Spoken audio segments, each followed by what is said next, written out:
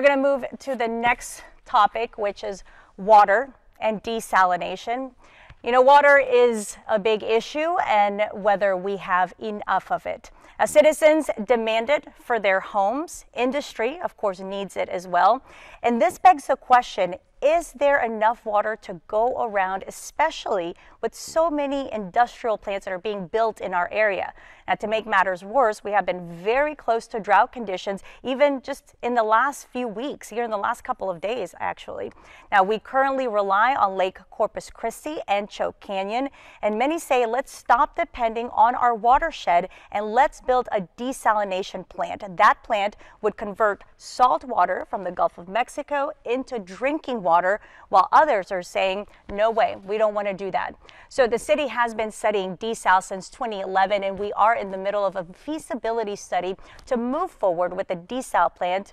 And the big question now is, where do each of you stand when it comes to desal? Councilwoman Paulette Guajardo, we're going to start with you. Where would you place it, and what is your stance on desal? Well, first of all, I'd like to take 2 seconds to clarify one thing from the last comment. Joe McComb just stated that he didn't take any money from that organization. We are not talking about an organization. We're talking about a PAC.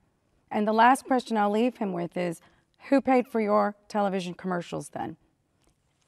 Desalination. I voted against desalination because desalination is a 10-year project. It's 10 years away. It isn't a short-term solution. We need both a short-term and a long-term.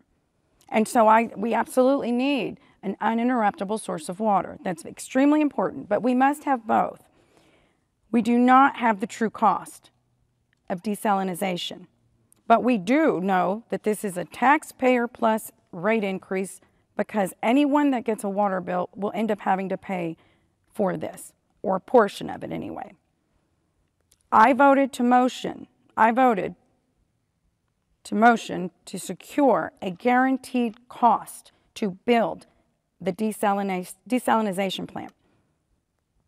And Joe McComb voted against it. This is the city's single largest expenditure, and we do not have a guaranteed cost. We have a more or less. We do not have a guaranteed cost, though. And as the guardian of the tax dollar, the taxpayer's dollar, my job is to ask the tough questions, as is all of ours. Mayor McComb, we are going to get your answer regarding desalination. All right, well, first of all, we don't have a contract to build a desal plant. There is no contract to build it. You don't know, you don't have a figure yet. That's what we're working on trying to get. We have not increased rates at all.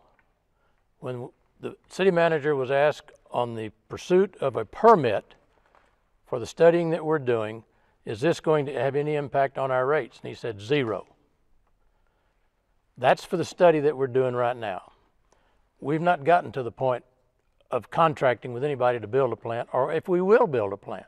But I can tell you today, our water levels, at least when I checked on it December the 2nd, in the combined reservoir was at 40.8%. At 40%, we trigger level 1 in our water management plan.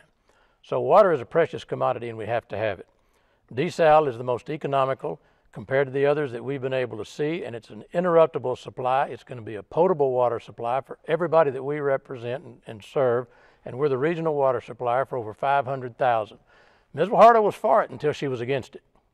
Just before the campaign, she changed her mind because some folks must have gotten to her. Because the facts that this has been gone by 5 different city councils and a number of different mayors, and this is a plan that has been pursued, you mentioned 10, I think, or 15 years. It's been almost 20 years since it's been started. And so it's come down, the cost has been reasonable, the environmental impacts have been studied and are continuing to be studied. Thank you, Mayor McComb.